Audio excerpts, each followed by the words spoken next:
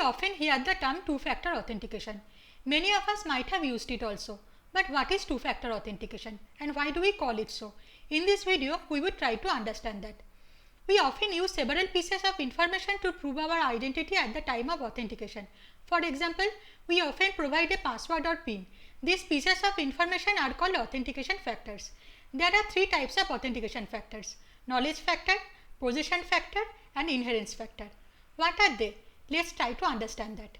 A knowledge factor refers to a piece of information that the user knows. A password or PIN, for example, is a knowledge factor. As long as no one other than the legitimate user knows the piece of information, no one other than the legitimate user will be able to log into the user account.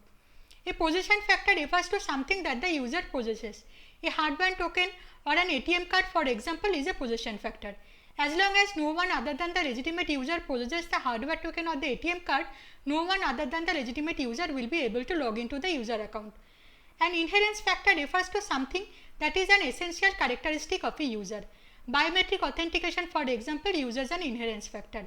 A user's iris or fingerprints is an essential characteristic of the user, and every user has a different iris or fingerprints. So, no one else other than the legitimate user will be able to access the user account if the authentication system uses biometrics. If an authentication process uses only one of the above factors, it is called a single factor authentication. When we log into an account using only username and password, it uses knowledge factors alone, and hence it uses a single factor authentication. When an authentication process uses two different factors of authentication, it is called a two-factor authentication. Authentication using ATM card and PIN is an example of two-factor authentication. The ATM card here is a position factor and the PIN is a knowledge factor.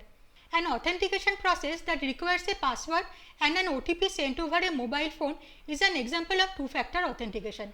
The password here is a knowledge factor, and as no one other than the intended user possesses the user's mobile phone, the OTP sent on the mobile phone acts as a position factor.